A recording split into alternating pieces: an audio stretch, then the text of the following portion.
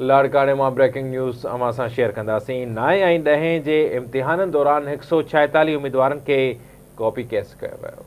असां ख़बर शेयर कयूं पिया। लाड़काणो, कंबर शहदाद कोट, शिकारपुर, जैकबाबाद ऐं कशमोर कंदकोट में इम्तिहान थिया। 146 उम्मीदवारनि खे कॉपी केस करे 145 शागिर्दनि खे सेंटर मां ॿाहिरि कढियो वियो। ख़बर अवां सां शेयर कयूं पिया। ब्रेकिंग न्यूज़ आहे। लाड़काणो मां 9 ऐं 10 जा इम्तिहान थिया आहिनि। 146 उम्मीदवारनि खे कॉपी केस कयो वियो आहे। लाड़काणो, कंबर शहदाद कोट, शिकारपुर, जैकबाबाद ऐं कशमोर कंदकोट में इम्तिहान थिया।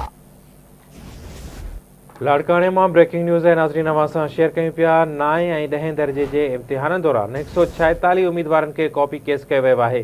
लाड़काने, कंबर शहदाद कोट, शिकारपुर, जैकबाबाद ऐं कशमोर कंदकोट में इम्तिहान थी रहिया आहिनि। 146 उम्मीदवारनि खे कॉपी केस करे 145 शागिर्दनि खे सेंटर्स मां ॿाहिरि कढियो वियो।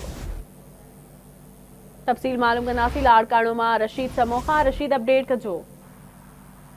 जी बिल्कुल, लाड़काणो तालीमी बोर्ड तरफा 9 ऐं 10 जमायत जी सालानी इम्तिहान दौरान 9 जे जमायत जे फिजिक्स ऐं 10 जे इंग्लिश जे पर्चे दौरान तालीमी बोर्ड तरफा जोड़ियल छापामार टीमुनि लाड़काने डिवीज़न जे 5 ज़िलनि लाड़काणो, कंबर शहदाद कोट, शिकारपुर, जैकबाबाद, कशमोर कंदकोट समेत दादू ज़िले जे 2 तालुकनि मेहर ऐं केन छा जे मुख़्तलिफ़ इम्तिहानी सेंटरनि जो दौरो करे मजमूई तौर ते 146 जेके शागिर्द ऐं शागिर्दियाणियूं आहिनि उन्हनि ते कॉपी केस करे 100 कयो आहे ऐं 145 जाली उम्मीदवारनि खे सोगो करे खेनि इम्तिहानी सेंटर मां ॿाहिरि कढी छॾियो आहे। जी वरी महिरबानी रशीद इन वार सां अपडेट करण जे लाइ।